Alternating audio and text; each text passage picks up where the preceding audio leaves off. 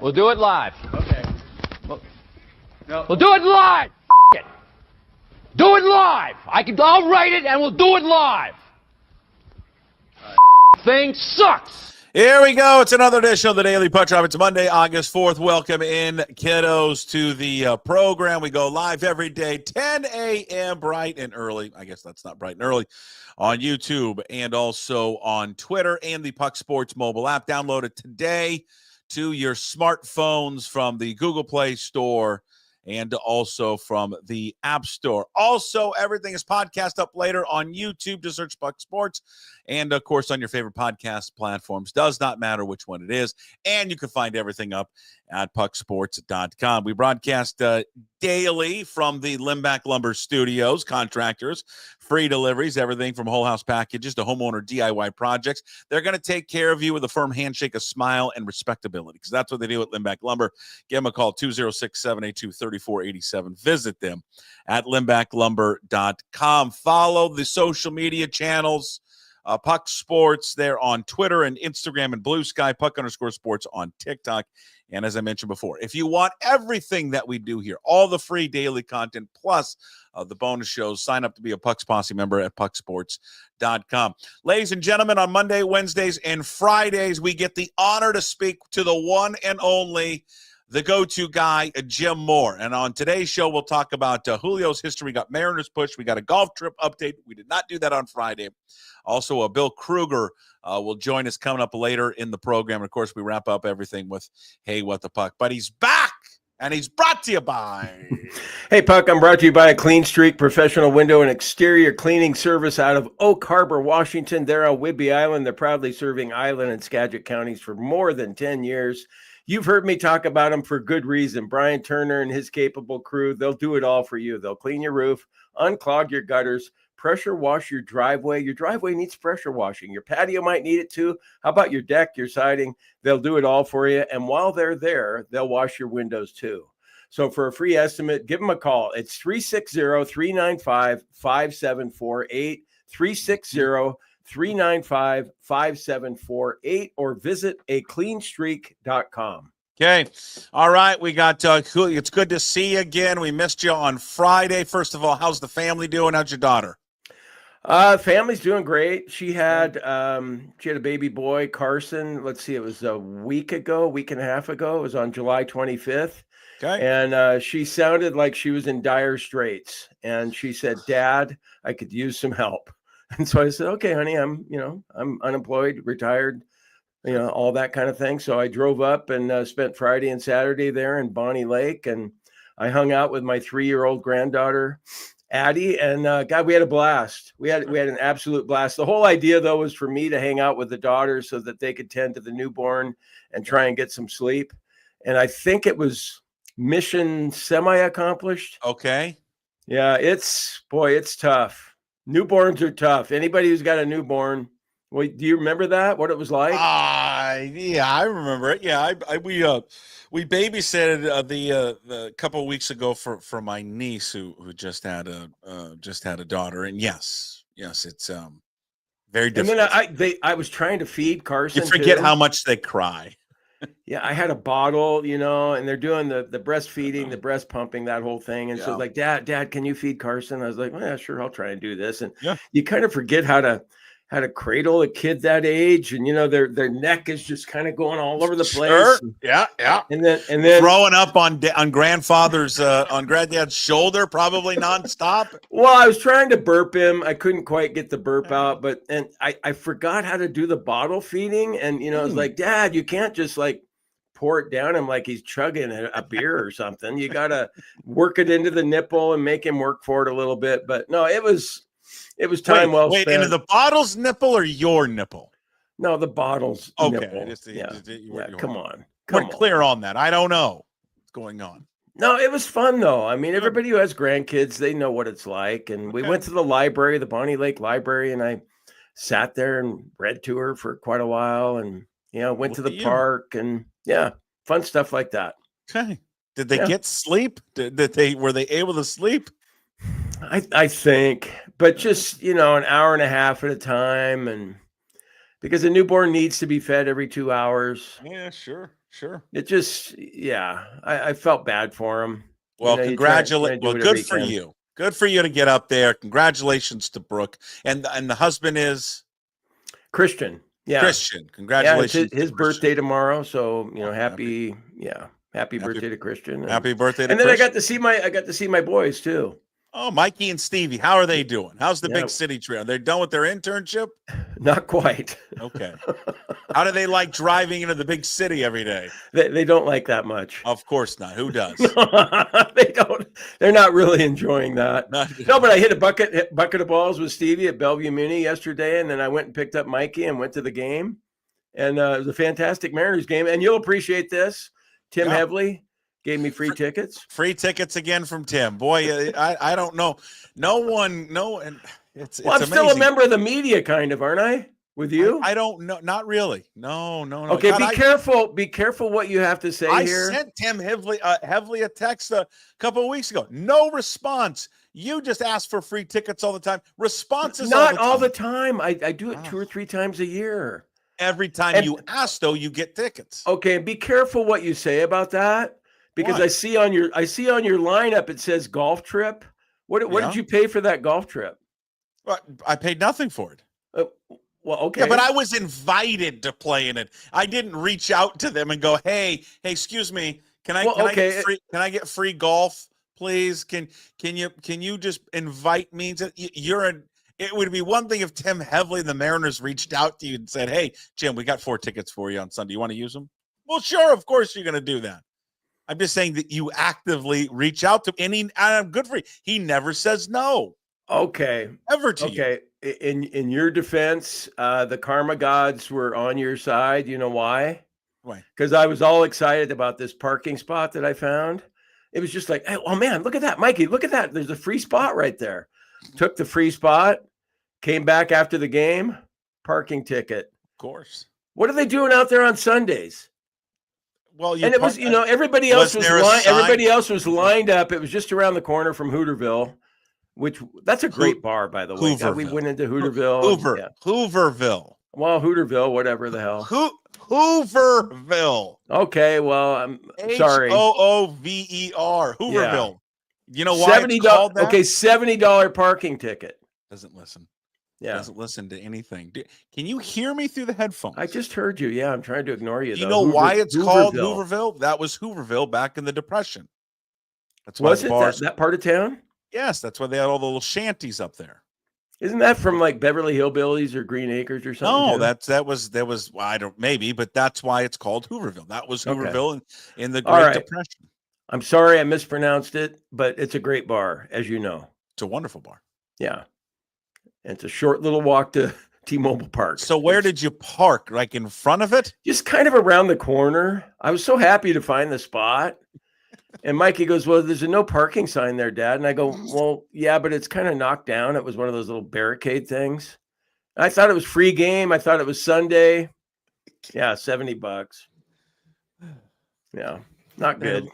Not good. I've had a bad run. I've had a really bad run. Really bad run. I mean, there's a sign there that your son points out, no parking. You're like, well, it's Sunday and it's knocked down, so clearly they're not going to give a ticket now.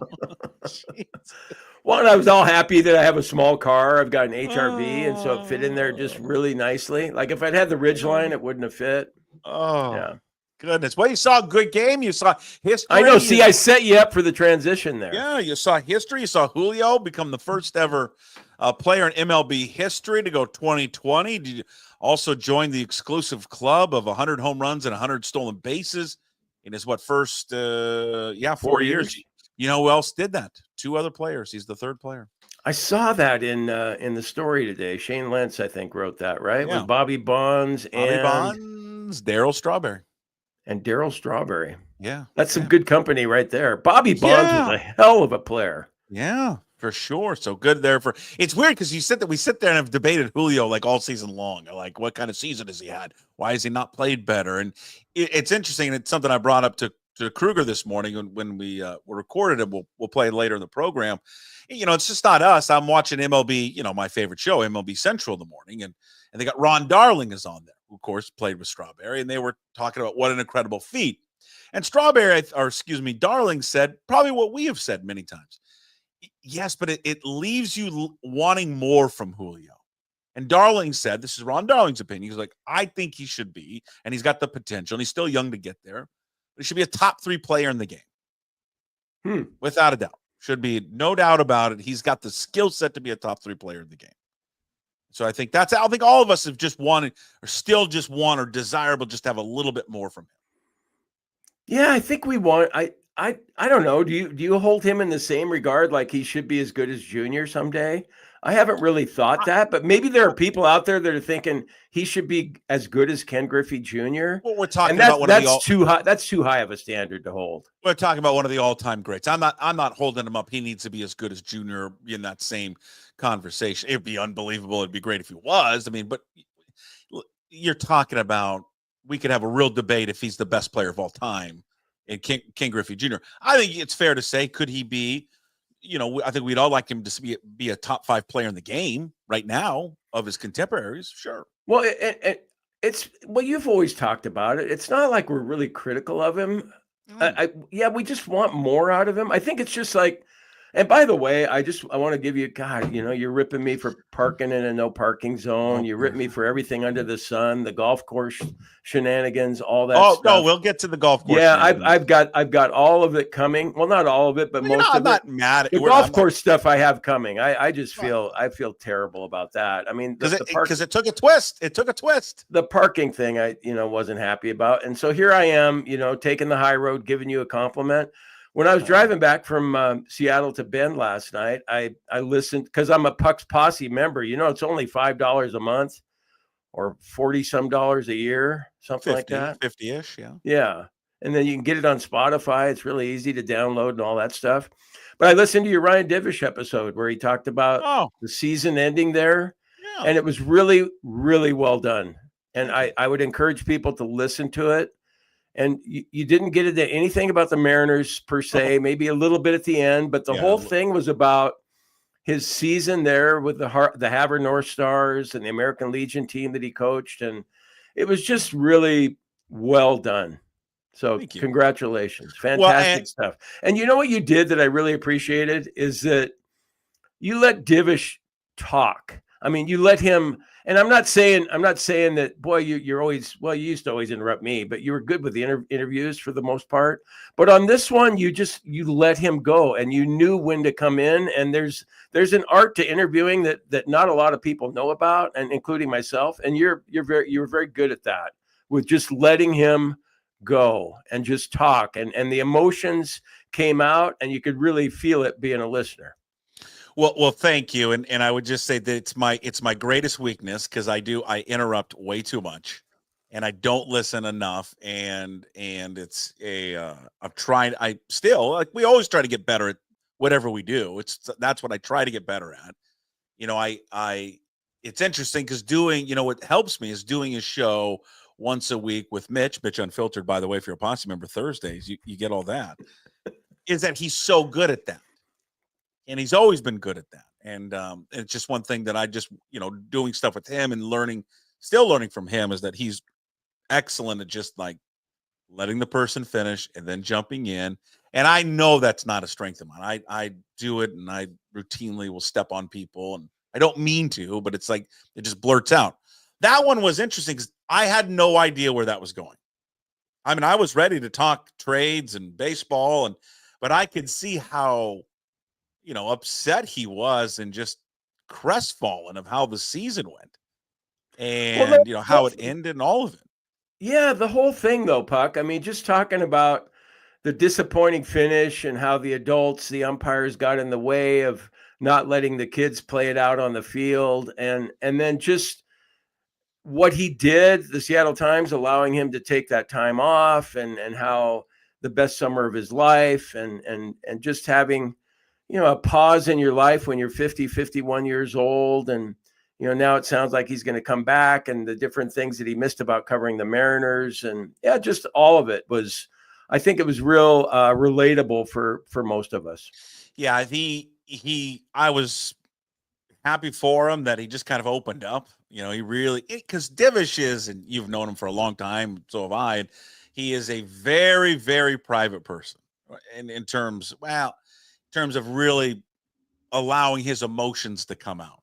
He's a very thoughtful person, but he has this, I don't know, gruff demeanor, probably at times. And yeah, but I think there's a soft heart in there. I agree that, yeah, totally. And I just think meant the world to him to coach. I mean, I was wondering at some point during the show if he was going to say, you know what, I don't know if I want to go back to the paper. Mm-hmm. And I do think probably it's something. I think he got so much out of it, and anyone that's ever coached or done anything like that understands that. I mean, even for myself, when baseball got over, I was like, I didn't know what to do for the next week, because it's just every single day it's a part of your life. But I think what he did allowed him to, see maybe a different side of a profession maybe that he likes and enjoyed. And then I also think, and he touched on, I think being back in that town, being back in his home state for the summer, and just the lifestyle that is very different than anything out here, being by his parents. Yeah. I think everybody, if you can do it and have a company that allows you to do it, to step away from whatever you're doing for 3-4 months, if you can. Not everyone can, to do that, just to get kind of a breath, right? Just kind of a recharge of the system is important and very valuable. Well, wouldn't it be great, like if more companies did that, and they would benefit long term? In the short term, the Seattle Times missed out having Ryan Divish cover the team, but the pinch hitters that came in, great. Tim Booth and Jude and Shane Lance and Condotta went on a road trip. They're all competent guys too. I mean, they're great at what they do too.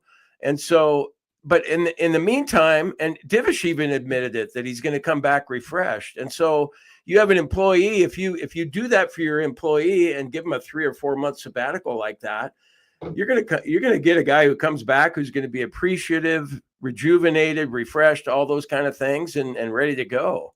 And that's a company you'd want to work for. So that it was all cool stuff. It made me, like, I've always thought that I want to coach sometime when I, and now I can because I'm retired. And I thought, God, I want to feel what Divish felt. I want to go through all that, and the bus rides, all that stuff. You guys talked about it, the camaraderie with just hanging out with a bunch of kids and trying to help them become better baseball players and better human beings at the same time. So yeah, it was good stuff. Yeah, it's if you haven't watched it or listened to it, it's free now for everyone. We opened it up on Friday, I think.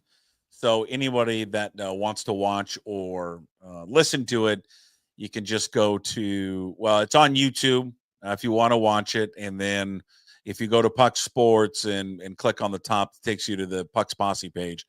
It will be the audio will be accessible there for everyone. Yeah, it was. Thank you for bringing it up. It was, I should have promoted it more. You got it into the weekend. I didn't do it, but yeah, it's good stuff from Ryan, and I'm excited to see him back and read his work. When he gets back. Well, also let me interrupt you a second. What I also really liked was that you didn't go, oh, okay, well, now let's talk about the Mariners. I mean, that you can still talk about the Mariners another time, okay? And I know the Mariners are a big story compared to what Ryan Divish is doing in Havre. But it just was, I thought that was a nice touch that you didn't just, shift over to, hey, what about Julio, or what's going on with Cal, or, so that was good too. It didn't seem appropriate once he was going to all into that and be like, okay, cool. Hey, what about Suarez and Naylor? Yeah, no, I'm glad you picked up on that. Yeah. Yeah, it was good, but I was good. Okay, can I go back to ripping on you now? Sure. What would you like to rip? I don't have anything, off the top of my head right now, but I'm sure something will come up in the next 5 Okay. minutes. Perfect. Okay. I don't know what I was going to say. I was going to ask you about the Mariners game, but then You're shocked that I'm giving you. I give you compliments occasionally, You do. I do. Okay. Yeah. So can now you praise me. Now can we rip on you? What is the update? What happened with the golf course? You can rip on me all you want. I'm not going to rip on you, but I want to know. No. When it comes to that particular issue, you can rip away. I have it coming. But the last time we talked, you had a job, and then it went away. Yeah, it did. It did. Yes. Yeah. And there was a bummer. Misunderstanding, miscommunication, and it might have been my fault again. And I'm just trying at this point I've apologized, but I think the advice I got from my mom's husband and from someone on Facebook, I think was good advice. I'm just gonna at this point leave well enough alone and kind of just. I don't even know what to check it up as. I think what happened is that I got caught up in, writing about my personal life, and Adam Lewis. I don't know if you know Adam Lewis, but he tweeted out something like, "Hey, you guys, you should all subscribe." And I mean, Jim's doing a great job with all these misadventures in his life, and I just started thinking, God, maybe if I build up the subscribers, I can, maybe make some income off of this and have some supplementary income to my PI pension and Social Security. And I went down a road that I'm not comfortable. It wasn't like I told you before we started today. It was me, but it wasn't me. And I don't want that me to show up anymore. Like, I mean, I've got all these shenanigans going on with the guy that wrote the nasty note on my kid's windshield. My wife losing her job over, having a drink before she went to a meeting. And then me acting like an ass at the golf course and losing my job. And I mean, that's not commendable stuff for anybody. And then I wrote about it. I'm just kind of like, oh God, look what happened. Look what I'm doing. I mean, I don't want to be that guy. I want to go back to just writing about fun stuff and, doing dog podcasts and, just having fun with sports and that type of thing. And I'm kind of ashamed of some of the stuff I've done. Okay. And, if Josh at the golf course, and I know that he was watching some of the stuff on the podcast, I genuinely feel bad about what happened. And I wish I still had my job at Quail Run Golf Course. And it's a fantastic place with fantastic people. And, I screwed up big time. And that's kind of where I want to leave it. Cause I don't know, they were disappointed that I wrote, well, really mad, actually not disappointed that I wrote a couple of stories subsequent to, I went to meet with the head pro and he was so cool. Todd Sickles. He was awesome. He let me keep my job. And then I asked him, hey, can I just, write something saying that I kept my job? And I could swear he said okay to me. So I did. But then that was seen as like, oh my God, you're writing about us again. And so then his assistant called me the next day and gave me my walking papers and yeah. And so anyway, but I wish I had a do-over. I wish I had a mulligan, but I don't. I have to own it and be accountable and hopefully learn from it. All right. Well, you know what? You apologized. You recognize what you did wrong and you move on. Right? Well, yeah, but God, don't you do some stuff sometimes and you look back and you not only regret it, sure, you regret it, but you just kind of go, God, I know that was me who did that, but what caused me to do that? I think everyone makes mistakes and you just got to, learn from whatever those mistakes are. I don't think you're when you're 68 though, do you have to keep learning? Sure. Of course. I think so. Yeah, absolutely. I guess. Yeah.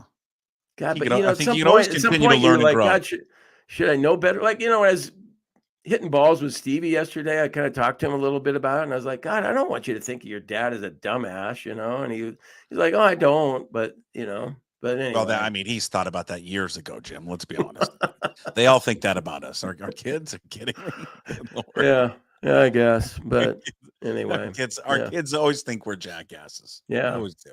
No, and then, I miss that job. I really like that job. Yeah, I know. And I really like the concert job too. Oh. So Anyway, and Well, you know, cool. this job's okay, but you know, the Hey. concert job. Hey, Brian Turner, did you hear that? Did you hear that? This job's okay. Jeez, this job is okay. It's just more than okay. No, We it's can great. Sit there and talk about sports all day and whatever we want. No, it's been fun. Yeah. No good. Hey, I saw your shout out. Hey, first time we met. I saw your old co-host, Rockstar Bob Stelton, this weekend. Where'd you see him? Bumped into him the Magnolia Fest, which is kind of one of the many like seafair events that we have around. And basically, it was a rage for a bunch of 45 to 50-year-old Magnolia parents who just said, F it, we're getting loose this weekend. And he was up there watching a band. I see him over, across the way. Walked over and said hi to him. He's doing great. Oh, good. Asked how you're doing. I said he's fantastic, other than losing his job and his dignity. But other than he's doing great. He's loving Ben. And he's having a blast. I did lose some dignity and some credibility and all that. I loved working with Bob. I did. I don't have a bad word to say about Bob. I have a few bad words to say about you, but not Bob. Yeah. Not Bob. Bob was terrific. Yeah. So he was good. He says hello. I heard. I'll tell you a quick Bob story though. Okay. He probably hold on. Time out. No, wait, God, should I attach the filter? Well, time out. This is what we're getting into, right? We want fun, Jim. We don't want. I think there's fun, Jim, okay. and then hold on. Okay. Then there's Substack, Jim, and people are getting leery of Substack. Forget it. I just busted his balls once about, because he's doing some videos, with his thoughts on the Mariners, and I just wrote something like, "Oh man, I woke up this morning thinking, man, I can't wait to hear what Bob Stelton has to say about the Mariners." I'm sure he was. I thought it was kind of, funny, but he did not think so. Maybe not. Okay. Did he ever respond? No. That's when it wasn't funny. No, Bob, I mean, what a professional that guy is, though. Right. And he had to work with a bozo like me, and then he had to work with Graz. Yeah. And Bob is a professional. Hey, Graz and I aren't, we're borderline professional, but we also have tendencies to be unprofessional. I'm hoping in a good way. I'm not ripping on Graz at all because I love the guy. No, who doesn't? Graz is just like you when he does a show, because when I worked with him a couple times, he'd have a show sheet and he was like, "Hey, I hope we don't have to consult with this at all. We're just going to wing it here. Jimmy, we're just going to wing it. That's all." And then the light comes on, his mic comes on, and then it's just full on Graz. Yeah. Did you have fun at the game yesterday? It was a great game.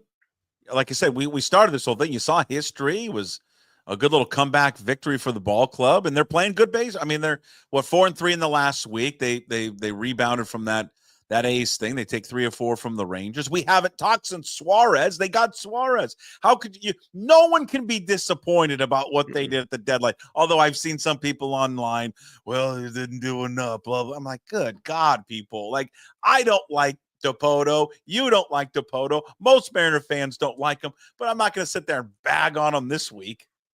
No. God. No, the only disappointed person should be Ben Williamson. That's the only person I can think of who should be disappointed. Did you think they made the right decision with that? With sending him down?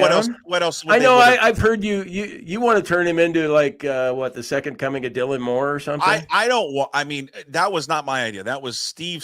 I saw Sandmeyer this weekend too. We'll have the Sports Pit recording tomorrow. Sandmeyer, you want to talk about the mayor/king of Magnolia? This guy, Jesus, is he everywhere? Oh yeah, he's like shaking royalty hands with everybody. Oh, shaking hands. Well, he must be doing well then, because you got to be rich to live in Magnolia, don't you? I think he's lived there for a very long time. Okay, his wife is really the breadwinner of that family, like all wives are. But anyways, he says hello as well. It's his idea. It was his. Did he really say hello? Yes, he did. Okay, all right. Just checking. Yeah, everyone loves you, except for Josh. Josh is the only one that doesn't love you. Sorry, Josh. I said that. Oh, you know who else loves you? And we'll get to it. I talk about the the Gamble Sands golf trip. God, you are popular. You really should have taken my spot in that trip, and we'll get to that a little bit later. But no, I would agree. I would agree with that. Yes, it was his idea. Did you lose your train of thought? I did. It was his idea. Did you find it? Yeah, Sandmeyer's idea for Ben Williamson to be a utility guy. So I mean, they made the right. But you jumped on that, and you kind of like the idea too. I like because you mentioned that he's played shortstop, and you feel like he could play second. Well, I mean, I just think if you can play that, and he did in college, and he did in the minors, I think you can play all around the place. I understand why they did it.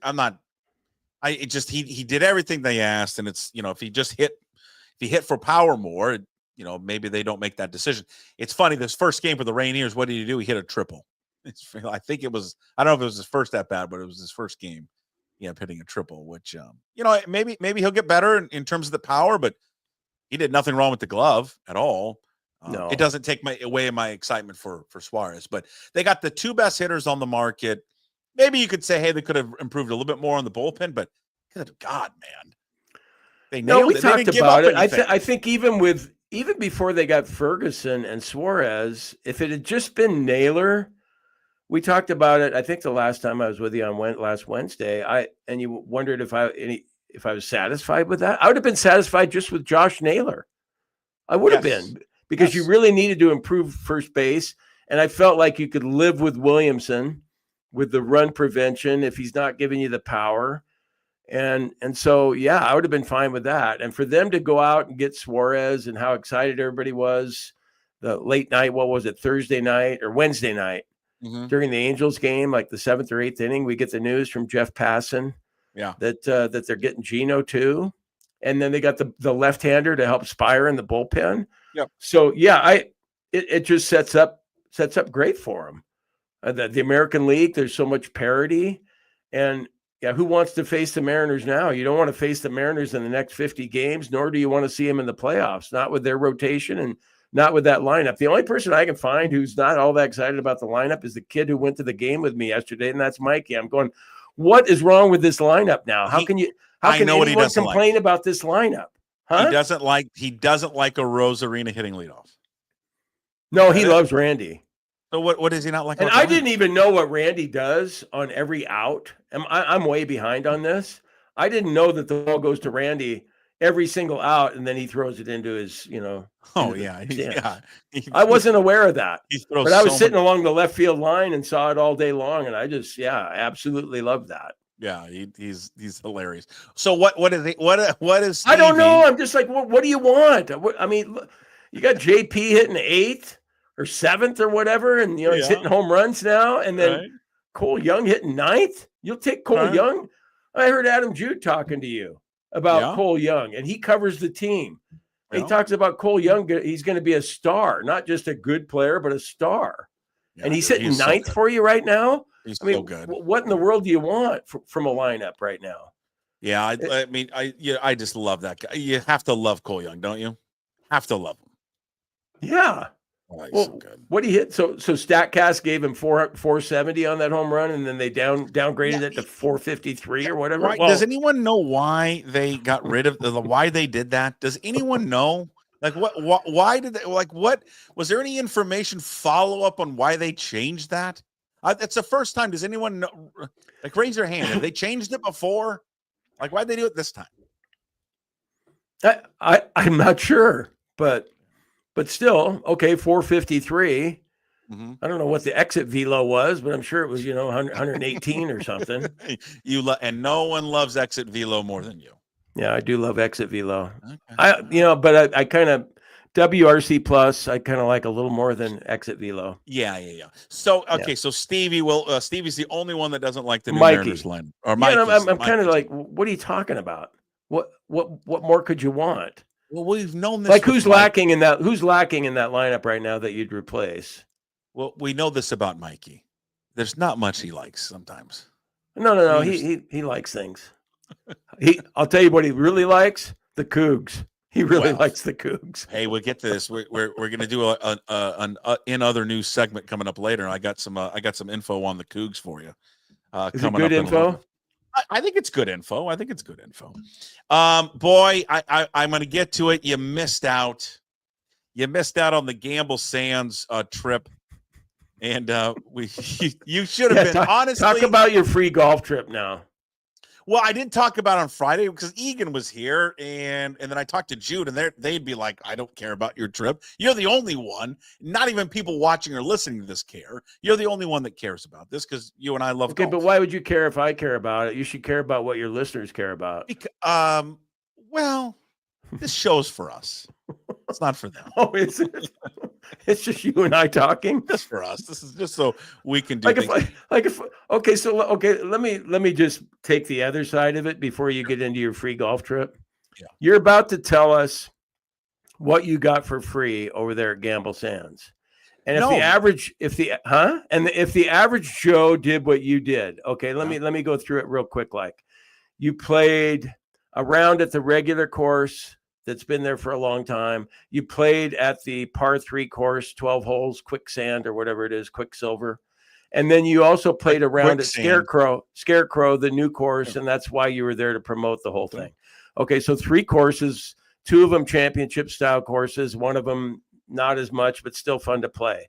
You got free dinners, probably free breakfast, probably free alcohol, and you got a free room, beautiful room at their new hotel for 2 nights. So the average Joe, if he was to do that, we'd be talking about probably $2,500 at least. I mean, so at least. But go ahead and shower us with everything you did over there for nothing. This is and well, again, you presume this is somewhere I'm going to go down the road. You and I said you twice. No, you didn't. You said it like 4 times. No. You presume I'm going to go down a road because you don't listen. And I was going to praise you because it was. Okay, go ahead. How's Jim doing? What? It was like all these media people there. There was like three or four like old golf writers or people that searched the golf and kept asking, well, how's Jim doing? Oh, we love Jim. Oh, Jim this. Oh, Jim that. And they were Tom, and I'm going to blank on Tom's last name. Tom Cade. Tom Cade. Thank you very much. Tom Cade. I just saw his sister over in Montana. Washington Golf Association. Great guy. Yeah. I didn't realize. I graduated with his sister from Redmond High School. And he went to Redmond as well, correct? He did, yes. Yeah. He was asking about you. How's everything going? We had a good laugh about the whole golf marshal gig. So he says hello. Brady, the former Brady Hatfield. Brady Hatfield, who used to work at Gamble Sands, Suncadia, another one of these guys that Jim he brings into his little circle and praises them and gets free golf. He was a great free golf provider, Brady Hatfield. He worked at Trophy Lake and then at Suncadia, and then he went on to Gamble Sands. I love Brady. And there's another guy, I'm gonna blank. He's another golf writer. He was obviously friends with Tom. He's British. Has like Tony Deere. Tony Deere. There you go. Tony lives Deere. up in Bellingham. He said hello. He was excited. I said, yeah, we went kind of through your, what has been going on with you lately.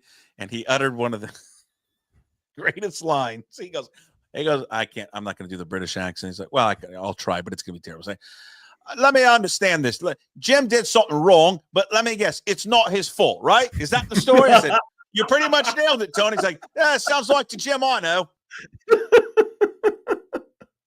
You know what? I'm going to take that shot from Tony because I deserve that. And I love Tony. Tony's cool. He didn't even I didn't even tell him the story. He's like, oh, I already know the story. I think that's more Australian what I'm doing. But you were a very popular person over there. Very popular. And Jeff Shelley was there too, I think. Yeah. Oh, yeah. Yes. Lives in Portland. Is that who you're? Oh, no. Jeff. I'm drawing a blank on his last name. I know not Jeff Shelley, but he was another writer. I played with him both rounds. Yeah. And a golf writer out of Portland, had started a golf website, him and a bunch of other writers a couple of years ago. Jeff from Portland, I have a quick little story about him. We had a golfer, by the way. Well, he's not that good. Yeah, he was good these 2 days. Okay. Well, when I played against him, there was a media tournament that we had down. There was God, it was down along the Columbia River somewhere. Anyway, so I had to go against Jeff one day, and I forgot my putter in the hotel room because I was practicing my putting in the hotel room. Sure. And I still managed to win my match with Jeff putting with a 4 hybrid. Thank you. Wait, Can you give me a standing ovation for that? If I could. I beat him putting with a 4 hybrid. Okay. Good. Congratulations. Okay, thank you. Good job, Jim. Okay, thanks. All right, go ahead and talk about how great the courses were. It was what? Well, I'm going to show. I want to show something now for the audio people. If you're listening, you're like, well, I can't see it. Go back and you can watch it on YouTube. Look at this place. I'm showing video for those just listening.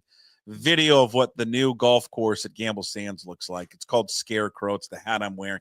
Jim, it is incredible. The free hat. No, I paid for this hat. It is an incredible golf course. Have you been to Bandon Dunes? Yeah, I've been there twice, I think, but it's been a long time. The last time I went there is when Old McDonald opened, but I think they've had another opening or two since then. Did you ever play the Preserve? Yeah, the one that goes inland? No, the par 3 course. Brandon. No. The Bandon. No. Oh, okay. Well, anyone that's ever played it, I would describe Scarecrow. It's like the Bandon Preserve in a way, at least to me. But it's 18 holes of that. It is the most interesting golf course I've ever played. It's like up and down, rolling fairways, dog leg left, right. I mean, it's just there's not one hole that remotely looks the same. It's one of the most spectacular courses I've ever played. Is this new one they just opened up? It opened up on Friday, and to sit there and get the opportunity to play it before it had actually opened up to the public was just insane. And the first day, I have no idea who I'm playing with, because the first day we played Gamble, and then on the next day we played Scarecrow. So I got no clue, and I don't know. I have no one there, not a single person. It's like there's like a few golf writers there. There's a bunch of people. There's a bunch of people from just the golf industry, like people that work with David McClay-Kidd. If you're a golf person, you know who David McClay-Kidd. He's a world-renowned, top 5 probably golf architect in the world, who designs all these courses. He designed Bandon Dunes, Gamble Sands. What am I missing? Tether Road down here. Yeah. And just a bunch of courses around the country and or around the world. Anyways, so I don't really know anybody. So there's like people from his industry, guys that are like partners with the land that he's built these courses on, people from like Titleist, because he's part of the Titleist family. And then do you know who Riggs is from Barstool Sports? I've heard the name, yeah. But you know the Barstool golf guys? Yeah. He's the main one. He was there. He filmed something with McClay-Kidd. So, but I'm going up there to, we're teeing off on, what is that, Wednesday. And then I'm looking for my cart and, looking for the cart, going up and down, looking for the cart, and I find my name. Guess who I'm playing with? I'm playing with David McClay-Kidd. So I get to play. Just think about this. You and I both being just golf nuts. And how much I love, like, all of the courses that he's done. I mean, I love Bandon Dunes. I love Tetherow. I love Gamble Sands. And I sit there and get to play 18 holes with the guy who's created these courses. It was just phenomenal. He couldn't have been a nicer guy. I mean, you want to talk about a laid-back, chill, awesome dude who just wants to have fun, not dicking around. I was a little nervous, like, oh, is he going to be a serious golfer? Should I not bring like my speaker out? Are we gonna have to play like, rules and just everything's got to be up and up? And he was like, it was like playing with your buddies. He's got the music out, we're pounding beers. And he was phenomenal, and just a funny ass guy. And to sit what there. What kind of player is he? Oh, real good, real good. Just yeah. Strikes the ball and just hammers it. So we played with him, Jeff, and then we played with another gentleman, Tori, who I didn't realize until the third hole. He's just very unassuming, owns the entire property. He's the owner of it all. It's his family. How'd you end up in that group? That's what I don't know. I have no idea. No idea how I ended up there. And I'm looking at him after like the third hole going, how much money are you worth? and just looking at all this land, the entire course, all of their property over there. I'm like, good God, man. No, God, it sounds spectacular, especially the new course. How cool would it be if they could hold a PGA Tour stop there or something? I know they can't because there's not enough hotels and it's so far, it's so remote, but it's beautiful there. It's a great course. They got brand new lodging there too. They had Scarecrow, and it's such a fun golf course. People are gonna just freaking love it because it's one of those. I don't know how many when does it open for the public? It opened on Friday. Oh, did it? Okay. Yeah. So it's open now. I probably hit a putter 15 times from about 80 yards out. Oh, so it's just the old the Scottish style, Irish style golf. There's a hole on there, and I'm terrible with remembering holes. I want to say it's like 9 or 10, but it's a downhill 155-yard par 3. But you can putt it. And I watched a group behind us, including McClay Kidd, putt. 3 of them putted it down onto the green. It's just it's one of the. Was there a signature hole that you felt? Was that it, or was it that? That could be it. There's God. You normally wouldn't say number 1 is the signature hole, but God, 1 is awesome. 1 is just phenomenal.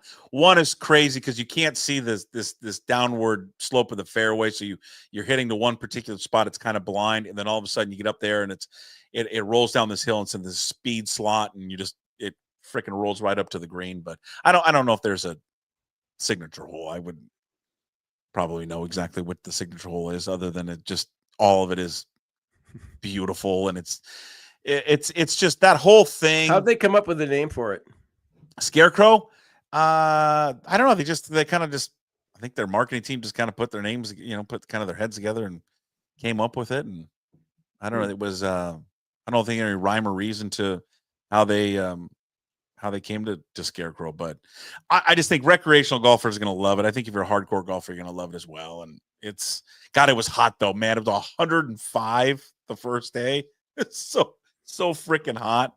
Well, I think, you mentioned that about, being a challenge. The old, he did the other course too. And the thing I really appreciate about David McClay Kidd is that I think he realized a course like Tetherow isn't for everyone. Tetherow's great if you're single digit, but it's rough. I played with Bledsoe one time. I did a story, playing golf with Bledsoe for Cougs Fan, and he's a member there. And I had my C+ game that day, and it was rough. And I think McClay Kidd just kind of decided that, hey, there's more people that are golfers like you and me out there than there are guys who are scratch golfers or single digit. And so when he designed Gamble Sands, the first course, he had that in mind. And and that's what's so fun about playing Gamble Sands too, the first course anyway. And you mentioned the same thing about Scarecrow. You can hit a shot that's kind of offline, and then you get up to your ball and you're going, hey, that's not so bad. Well, my favorite part about both courses is golf is supposed to be fun. Yes. Well, what I love about that, playing link style golf like that, is that it's so, you got to use so many different shots. It's just not like Northwest tree line golf where it's like one particular shot that's all you hit all day long. I like hitting it 100 yards to the left, the ball hits, and then you can see it hit this hillside and then roll down onto the green. And that was the play, right? That's how you're supposed to hit it. It was fun. You'll appreciate this. So I played before on Thursday. I went out and played the par 3 course, Quicksands. It's 14 holes, 125 yards out. I can't remember what I used. What did I use? A pitching wedge. This is how close I came to a hole in one. Now, for those who are listening to this, you're like, oh, I can't see it. I'm like less than a foot away from a hole in one. No, that's a foot. Quicksands. Not a foot? That's less. That's a foot. Less than a foot. Did you think it was going in when you hit it? Oh, yes. 100%. 100% that I thought I was going to go in. Because it was one of those that hit the backstop. There's a little backstop to it, and it was kept rolling and rolling, rolling, and I thought it had a chance to go in. Here's the worst part about it. Had it gone in, it doesn't count, though. I was just going to ask that because it's not like a regulation course or something. No, I don't think it's well, that would be up for debate because it's a par 3. Because it's a par 3, like, short course, does it count? I think it still counts if it's 125 yards. You'd find a 125-yard par 3 course like on a regular 18. No, it doesn't count because I was playing by myself. Oh, wait a minute. You were playing by yourself? Yeah, I wasn't playing with nobody else. I went out when I got there in the morning. There was no one was out. It was like 8:30. I was like, I'm just going to go out there and play that real quick. Yeah. Oh, no, I think that counts. No, it wasn't, though. It doesn't. You know the rules. It doesn't count. No, yeah, but it should count. Okay, here's the other thing. Okay, it should count because we always talk about golf, and one of the things we like about it is that if you play the game, you should follow the rules. And yeah, you'd be following the rules. No one would think, oh, God, he's lying because he's playing by himself. Yeah. Okay, here's the other thing that would really confirm that you actually did get the hole-in-one if you had. Yeah. Is if you walked into the clubhouse after the game, after you were done and bought everybody drinks. Well, and that's what I was planning on doing. I think that I wouldn't have. Because you're not going to just do that if you're lying. Right. Yeah. But everyone agreed when I played later that afternoon. I said, we all agree that it doesn't count. It was like, oh, yeah, it doesn't count. Someone's got to be. Everybody agreed to that? Yeah. Said it wouldn't have counted. Have you ever got one? Yeah, I have 2. One was actually legit. It was at the Plateau Country Club up there in Sammamish. But the other one was at Canyon Lakes in Kennewick, and that one was not legit. It sounds great. I hit a 7-iron downhill like 170 yards or something. It was a long time ago, but it was on a line. It wasn't a well-hit shot, and it just somehow had a beeline and hit right in the center of the stick and dropped in. So, yeah, I have 2, but the only one I feel good about was at Plateau. Yeah. Well, it all counts, though. It went in. I'd love to get one. All right, so that was my trip. But you would have loved it because you would have known all these guys. You would have had a blast. But I'm pretty popular. I don't know if you knew that. You are pretty popular. You are pretty popular. All right, before you go, some other new stuff that we're going to miss. We're not going to get to real quick. I read this story. I don't know if you saw it in the paper. I did not know much about her. Terrific reporting by Scott Hansen from the Seattle Times, but RIP to Pat Lesser Harbottle. She passed away at the age of 91. I didn't know this about what a golf legend that she was. Of course, people they would know her son who had passed away, John Harbottle III, who was a golf architect and course designer. She won the 1955 U.S. Women's Amateur. She was the first woman to win the Seattle PI's Man of the Year. At the age of 17, she finished 4th at the U.S. Women's Open. She attended Seattle U. She won not 1, not 2, not 3, 23 club championships at one of the great country clubs in this state, the Tacoma Country Club. Her last victory came in 2016 when she was 83, and she won the senior championship. But what a golf legend! There's a picture of her in the paper, and it's from 1954. That's the prettiest follow-through pose of a golf swing I've ever seen. Incredible. I'll have to check that out. Yeah, I certainly know the name and her son, and but boy, legendary golf figure for sure. I mean, when you talk about the number of titles, I mean, the Harbottle name in golf, it's huge. Yeah, and of course, John Harbottle III, he designed over there in Gold Mountain. Why am I blanking? The Olympic course in Gold Mountain, Palouse Ridge, also. Palouse Ridge. Did he do the home course too? I don't know if he did the home course. Did he do? Okay, you're right though. Palouse Ridge. He remodeled Tacoma Country Club. He did that as well. Colt Emerson and Gerangelo Sanja have been promoted to AA Arkansas. You know Emerson, he's been tearing it up. Sanja has been incredible. He's the switch pitcher. So both have been elevated to AA Arkansas. God, I wonder if we're going to see. At what point do we see Emerson? Do we see Emerson next year? There's a chance. There's a chance to see Colt Emerson next year. Probably. And then I'm excited about the switch pitcher too. Oh, yeah. I just think that's, the guy that they got from the A's a few years ago. Yeah. He had a cup of coffee with the Mariners. Always fun to see that. Emerson's hitting 281, OPS of 841. St. John's a 4.5 ERA, but 83 strikeouts in 74 innings. Yeah, no, they're loaded, and that was the best thing about these deals for Naylor and Suarez. They didn't have to give up anybody of note, really. Now, some of these guys like Locklear might turn into something, but you still have all your top guys. Didn't you think Harry Ford would be a goner?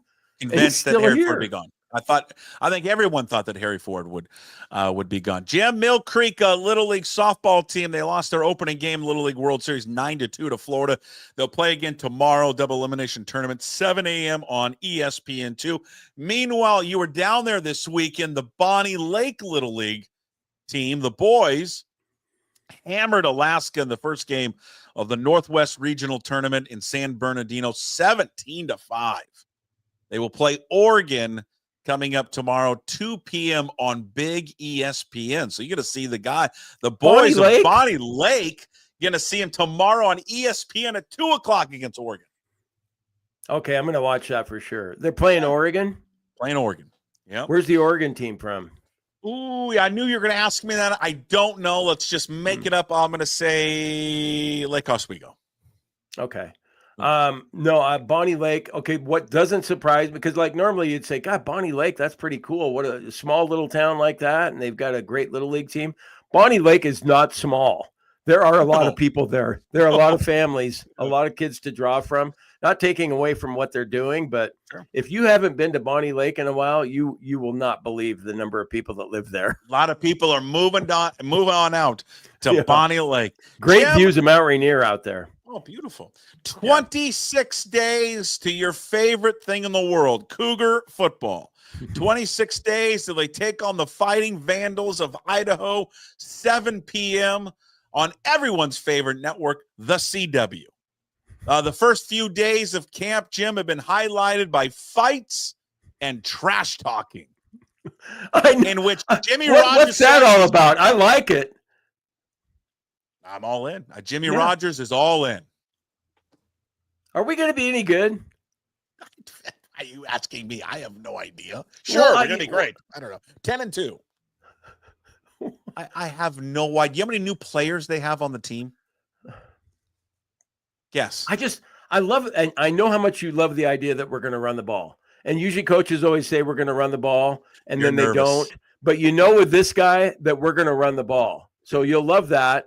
But I fear that I'm going to be sitting there in Oxford, Mississippi, and we're going to be trying to run the ball and not having success. And then if you don't have success running the ball, then what?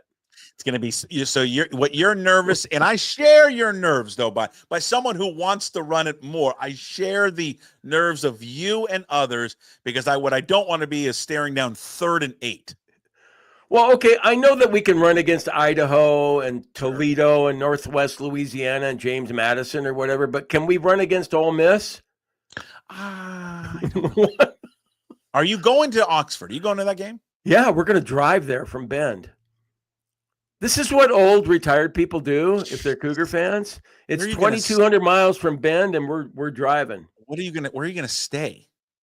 I don't know. We might get a Sprinter van or something. The rooms are. I've heard the rooms are very costly. Okay, but I've checked it out. You can stay in Memphis. Memphis is like an hour and a half away. Okay, all right. We'll stay in Memphis. Yeah. Speaking of the Cougs, also they have just launched. They're proud sponsors of Puck Sports, have been during the football season. They've just launched the Old Crimson store, brand new home for all Coug-made brands with one mission: field the future of Cougar athletics through the Cougar Collective. OldCrimson.com is the website, Jim. OldCrimson.com, exclusive merchandise, coffee and drinks. OldCrimson.com. Fly the flag, fuel the future. So they got. I heard we're selling beer at Martin Stadium now. That's official. Do we know that for sure? Well, that's what Mikey told me. Well, I don't know. Well, he's a student there. He's probably up on what's going on. I know, but sometimes Mikey makes me a little nervous. Yeah. Sometimes. You never know. Didn't he have? Well, I think wasn't it Mikey that had the information on the Russell Wilson trade and what the Seahawks were getting? I think he did. He was. Mikey was our source. So go visit the website, brand new website, Cougar Collective, Old Crimson. That's OL Crimson .com. I love the beer. The beer's good. Well, of course, yeah, beer's great. Yeah. We're not in it, but Jim, I know you like this. The USA Today coaches poll is out. The top 25 coaches poll is out. Cougs just missed out on getting in there in the top 25 of the college football season. Unfortunately, it's too bad. But number one team in the country, your Texas Longhorns, followed by the Buckeyes, Penn State, Georgia number 4, Notre Dame number 5, Clemson 6, Oregon checks in at number 7, Alabama, LSU, and Miami. Dillingham's ASU Sun Devils there at number 11. You mentioned Ole Miss, who the Cougs will play. Ole Miss number 15 in the country. God, maybe we'll knock them off. Where the Huskies get any votes or anything? Huskies did get votes. They got 15 votes. Somehow the Cougs did not. Although Buffalo got 1 vote. Screw you. Let's see. Did Wake Forest get any votes? Wake Forest. I do not see Wake Forest. They did not. Yeah, Wake Forest playing in Corvallis this year. Yeah, go Beavs. Start the chainsaw going. Yeah, start the chainsaw. Okay, that's and I got one last story for you. Have you seen where Tom Brady has questioned Scottie Scheffler prioritizing family over golf? No, I didn't see that story. He said, quote, this is Tom Brady on Scheffler. Remember when Scheffler made the headlines about, his family over golf at the British Open, right? At the Open Championship. And some people took issue with that, including apparently Brady.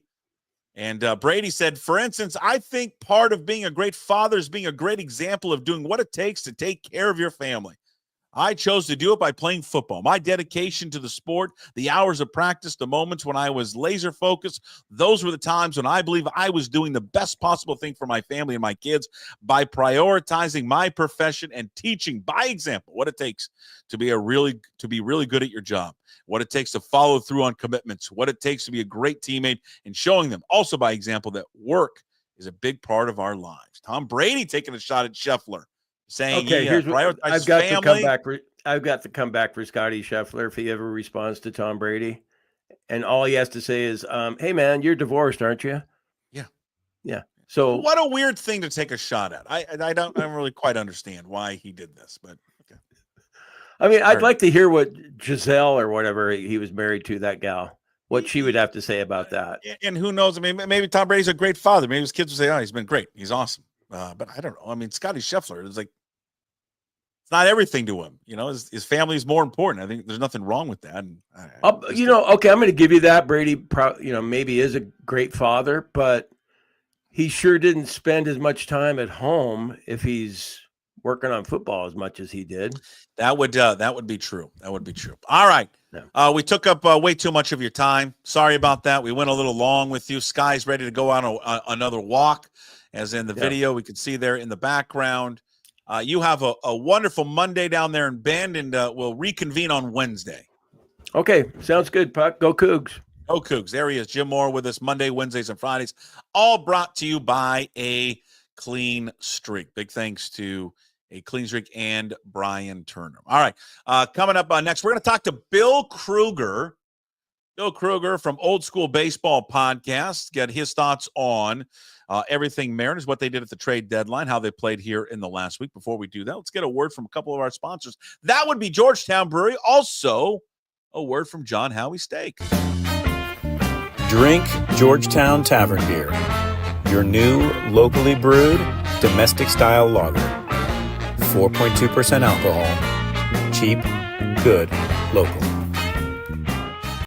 How much fun they're having. This could be you. Go visit John Howie Steak today. Voted #1 restaurant in Seattle by the readers of Seattle Magazine. Classic steakhouse with the best selection of hand-cut steaks from USDA Prime to Japanese A5 Wagyu. Book your next reservation today at johnhowiesteak.com.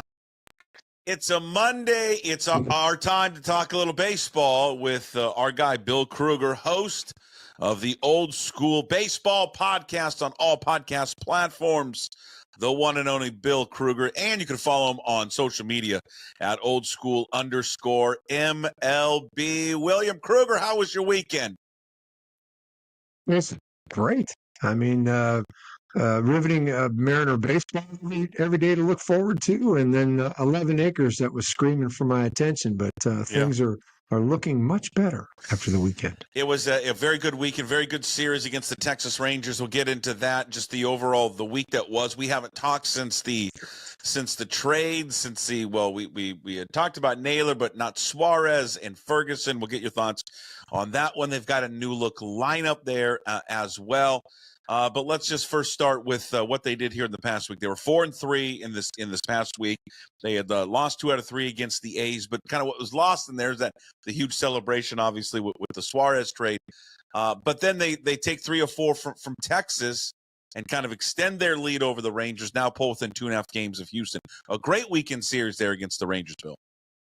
Yeah, throngs showed up, big crowds, and excited about the new look Mariners, and they delivered. Winning 3 out of 4 against a team that was right with them and kind of put them in the rearview mirror, dominated the series this year against the Rangers. So I think that they made a clear statement about who's the better team this weekend. You know, it's amazing is that they have, and I know we've noted this before, but these games in which they play against these great pitchers, Skubal, and Paul Skeens, and then on Sunday, Jacob deGrom. I think they're undefeated. There's got to be a stat out there. They must be undefeated against all these big name pitchers this season. It's one of the weirdest things about this squad. Yeah, because deGrom has been one of the best in the American League this year, and at one point I think he was 10-1. He's lost his last 2. The Mariners put a whooping on him, and you talked about Tarek Skubal and how they beat him, and he's been unhittable by the rest of the league. So these are kind of remarkable signs. I mean, they're good signs because the team seems to rise to an occasion against best pitching. You would think that that's a good sign as you get down the stretch or you get into playoff baseball where you're going to see the best of the best. Yeah, they have just performed. It was a great game on Sunday of how the Mariners were able to handle the Rangers. So, all right, they find themselves, as we just mentioned before, 2.5 games back at Houston. They've now 2 games up there on the Rangers. Obviously, the big news of the week, Bill, was what they completed at the deadline. What you looking back on what they did, your reaction to Naylor, Suarez, and Caleb Ferguson? Oh, I think it's got to be blowers and kazoos and confetti. I mean, you got to be popping champagne bottles. I mean, it was a very good deadline. I mean, you're always wishing for more. But I think getting 2 corner bats that can really play, professional players with great resumes, and then a left-handed pitcher that complements Gabe Spire, that's a good wish list. You know, at Christmas, you know, we put a lot of things down when we're little kids, Jace, but we don't always get them all. That's for sure. But they're on the list. Yeah, could they have used another impact right-handed reliever? Sure. Could they have used a right-handed bat in the corner outfield position? Maybe. Yeah. I mean, those would have been nice additions, but they dealt with what they really, really needed. They needed to lengthen their lineup, add some presence to protect Raleigh in particular, and guys that know how to play, that have long career in the league and success. And then Caleb Ferguson has pitched for nothing but playoff teams his whole career. The Dodgers and Houston, and the other name escapes me right at the moment. But he has proven to me, as I watched him pitch, I'd seen him pitch before, but he looked mighty good this weekend. Mm-hmm.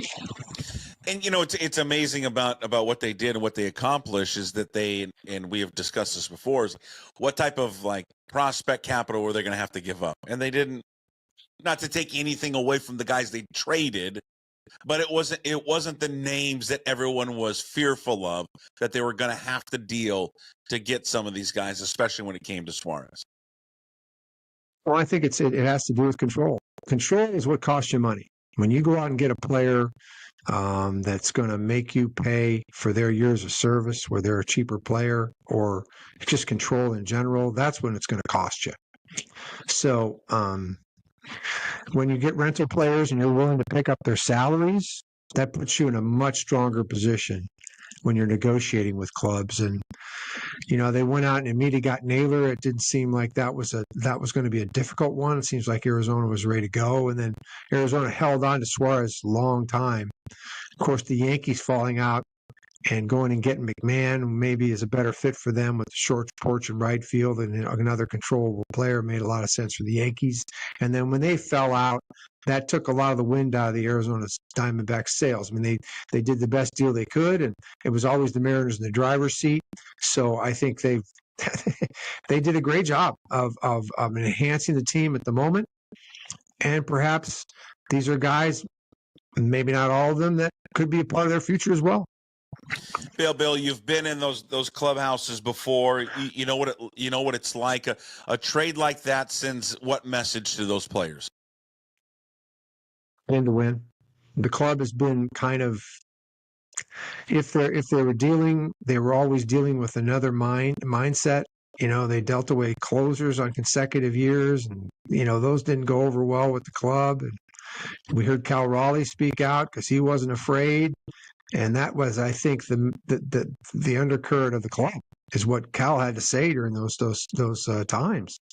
But this was a moment where they stepped up. They say that they were in a better position financially to take these 3 contracts on. I mean, it's certainly, in the grand scheme of things, when you're looking at being very budgetarily conscious, they couldn't go out and shop for Bregman. They couldn't go out and shop for Christian Walker. They couldn't get into Pete Alonso. They couldn't get into Soto. They just couldn't get there. And part of that is money, and that's kind of, to be debated on whether or not that they have the ability to do more or not. But there's also the ability to bring players here on a free agent level that don't get Southern Alaska, that don't see the winning resume here in Seattle. They see a ballpark that's got a reputation for not being a great place to hit. So it's a tough place to bring in players. They did what they could. They captured a great moment where a team like the Arizona Diamondbacks that probably thought they could be in it, they fall out of it. 2 players that fit them beautifully. I mean, it was Yahtzee. It was serendipitous for them to have this moment where these 2 players came available, and then they could add on right at the appropriate time to really send some juice into this team, because their numbers, when you look at their numbers, they're middle of the league offensively, but they've been horribly inconsistent. They've had big highs and big lows. So now you've got breadth in the lineup. Now, even when these guys don't hit, the gauntlet stretch of pitching through those 6 players, that's exhausting. It eats pitch count because every guy's got to demand a certain approach.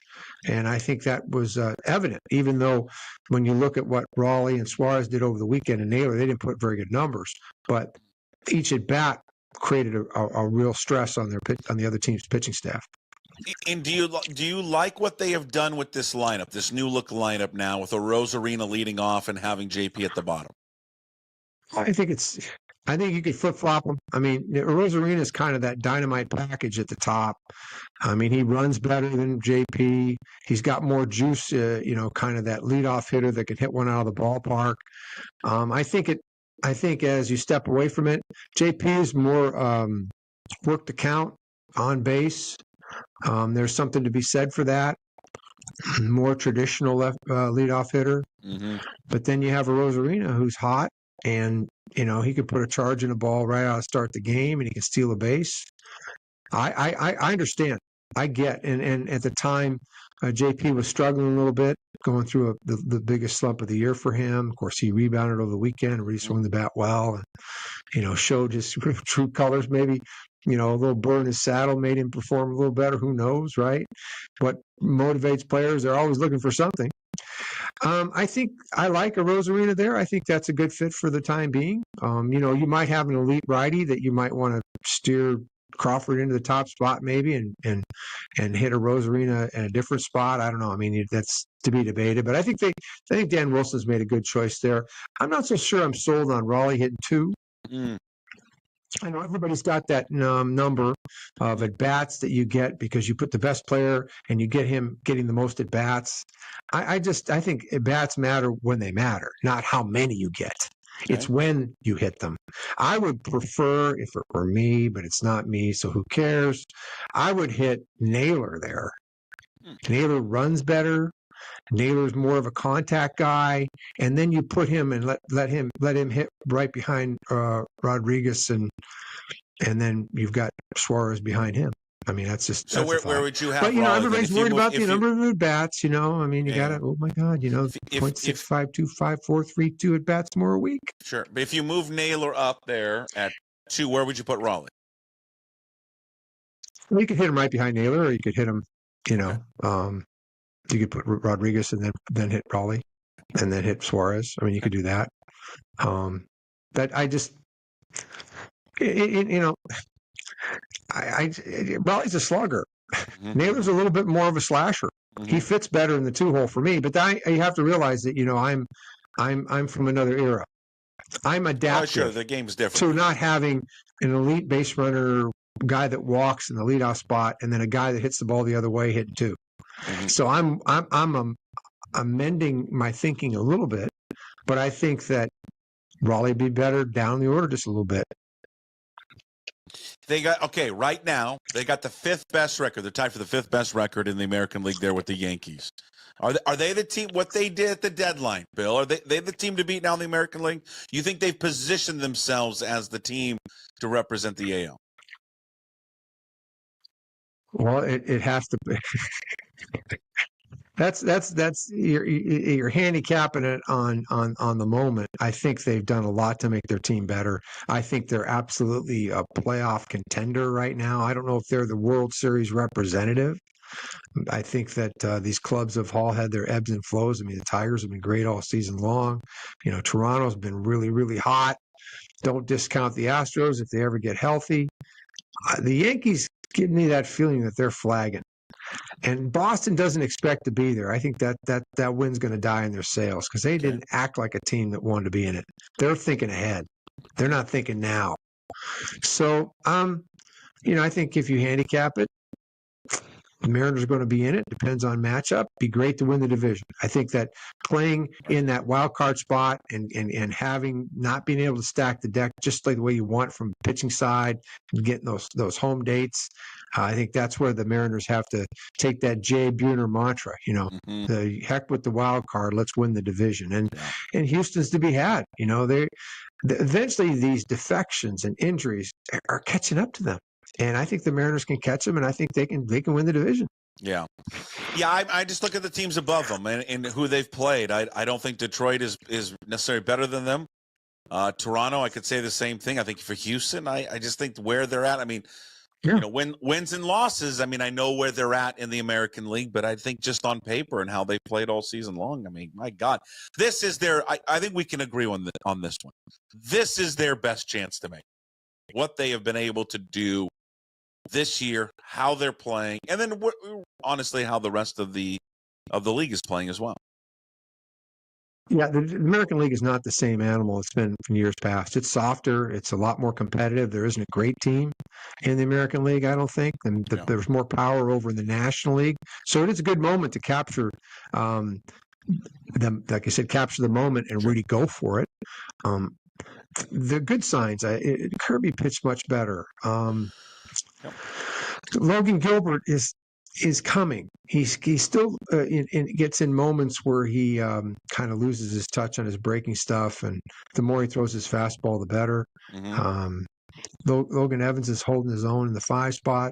I mean, Castillo had a little bit of an uneven game, didn't have his big fastball. I thought it was interesting to watch Dan Wilson pull the plug on him. And if you watch that game, as good and affable as Luis Castillo was, you could see it. He was not happy. He did not want to come out of ball game. Yeah. And he should. And in my opinion, he shouldn't have. Now, they went righty against righty, and he brought a fresh arm in, and Vargas did the job. But it's not as like they hit a bullet off him. He still got out of it. But, I mean, I think you kind of ride the cape or the coattails of a great pitcher like Castillo in that moment, in my opinion. But that's not what they chose to do. So, yeah. I still think Castillo has been horribly consistent. He's a generational arm. You can push him a lot harder than the others because he can pitch deeper in games, in my opinion. And of course, Wu's been horribly consistent. Got to work on the things we've talked about. Yeah. That down and away spot. In the 6th, 7th inning is your friend. You need to figure that out. But all that being said, and then Bryce Miller in the weeds. I'm not so concerned about starting pitching. I'm more concerned about the 5th and 6th inning. Mm-hmm. I'm not. Thornton goes down.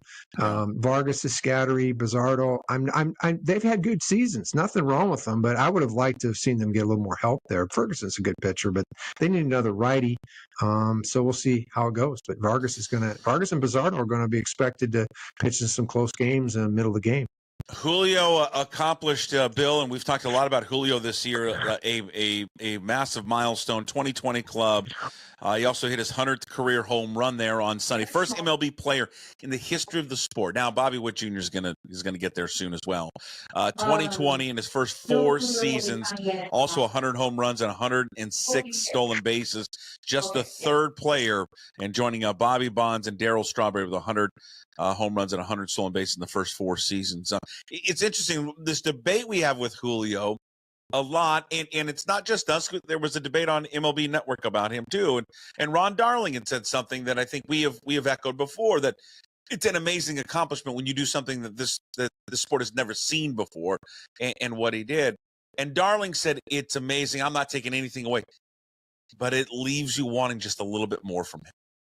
But we can get to that in a second. But what he has accomplished so far in the first 4 seasons of his career, I mean, I just gave you the numbers. I mean, it stacks up with some of the giants in the game, and doing something that no one's ever done before is quite the accomplishment.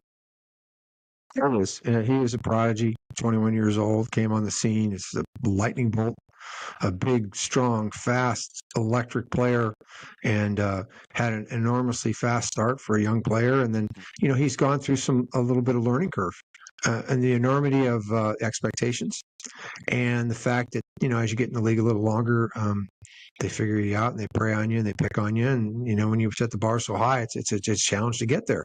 I would say this, that his attitude has been exemplary. He comes to play every day, runs balls out hard. Defense matters. He's a very consummate team player. I think there's just an awful lot there to sort of say, wow, we are so lucky to have a Julio Rodriguez. And I don't want to poo-poo stats. Stats are great. But, when Bonds stole 20 bases 5 straight years, or when Strawberry did it, we actually held runners on. Okay. This travesty, I'm going to just get on my soapbox. This stolen base travesty, it's a joke. Guys just go. And baseball doesn't care. I'm telling you, if you allowed guys to just go from first to third at their whim, I'd be out of the game. I'd be in AAA. You better shorten up. You better slide step. You better hold that guy in. And there's no effort. They could play the clock a little bit. They could hold the ball a little bit. They could pitch out. They're not even trying. They don't care. Baseball upstairs is saying, we don't care. Nobody can string hits together. We don't care. We'd rather have our pitcher load up, kick high, load up, and give it his best pitch every time. If they run, so be it. To me, that waters stats down. I'm not so sure this is the right answer. We got pitch com. I don't think there's any way around it. I think they're going to have to let pitchers throw over a little bit more. Maybe even lengthen the clock a little bit. That's my opinion. I got you, and it's a great point. Let me just ask you one last thing, and we'll let you go. The additions of what they did at the deadline, how specifically does that help someone like Julio? Well, there's just people around him that provide veteran presence at the plate. He doesn't have to feel like he's on an island having to deliver every game, that he can just sort of be, in a sense, an exciting complementary player. Sure. Because Raleigh's the guy that stirs the drink. And then you got 2 real steady, real high-producing corner bats that have been there and done that. And maybe some of that rubs off on Julio too. Just, always in best practices, always, talking the game. Suarez is Latin, and I think he's just got a great way about him, and I'm sure that's a benefit to Julio. And Naylor's work ethic is something to behold. He hasn't hit his stride yet, but he's a tough-minded player, and kind of an Alec Bregman kind of a player. I like what he brings because, you get a different persona there. Yeah. So these things they help Raleigh, and they help Rodriguez for sure, that they don't have to do it all every game, because nobody can do it all every game. And like I said, when you line when you line those guys up, That's a long stretch to get through as a pitcher when each guy is requiring a certain approach and guys that can really deliver and slug the baseball. Yeah.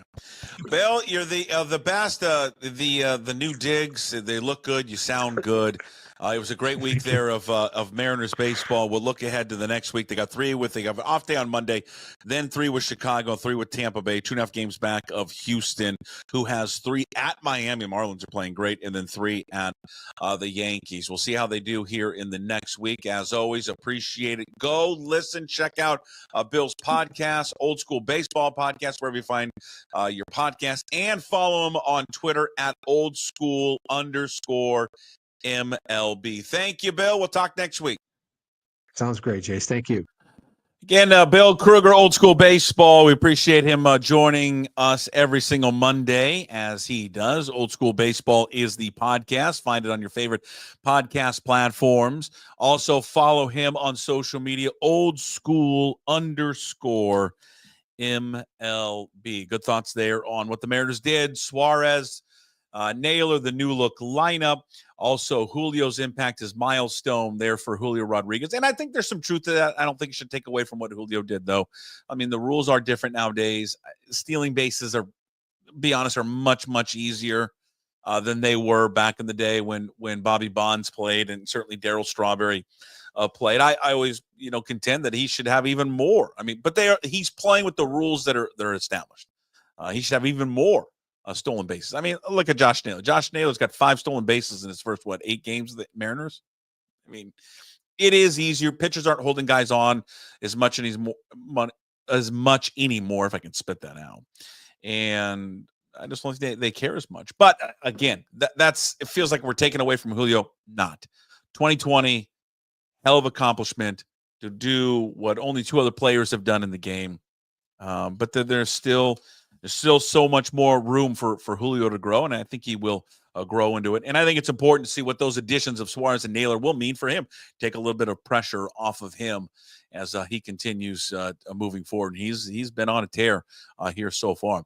Hey, What the Puck is brought to you by Restoration One, as we wrap up every show with Hey, What the Puck of North Seattle. It's a restoration company that lets you avoid the stress of water, fire, and mold damage with their property restoration services. Locally owned and operated. Make them your first call when those damages affect your residential or commercial property. 206-817-8917.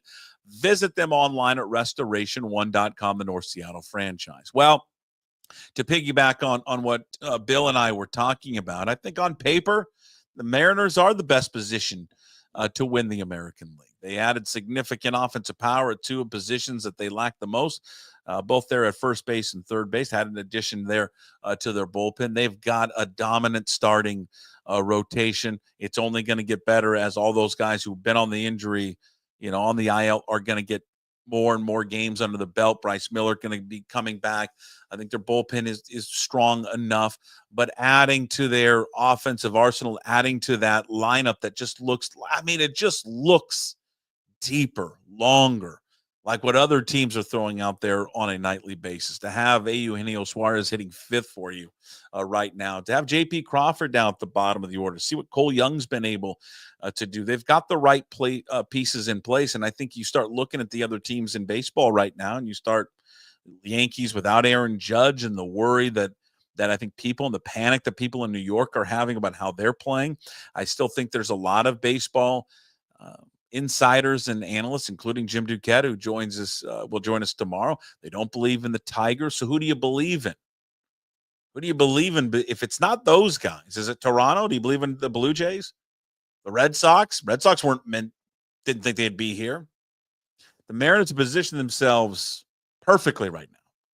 And I think on paper and even on the field, and to see how this new lineup works out here, in the remaining couple months of the season, they are the team to beat right now in the American League. How they respond to that moniker will be fascinating to watch and see how much they can embrace that. But they put themselves in position A now moving forward. That's Hey, What the Puck, brought to you by Restoration One of North Seattle. Your restoration company lets you avoid the stress of water, fire, and mold damage with their property restoration services. Give them a call, 206-817-8917. Visit them online at restoration1.com, the North Seattle franchise. Thank you, everyone, for watching and listening today. Thank you to all the sponsors. I am very tongue-tied today for some reason.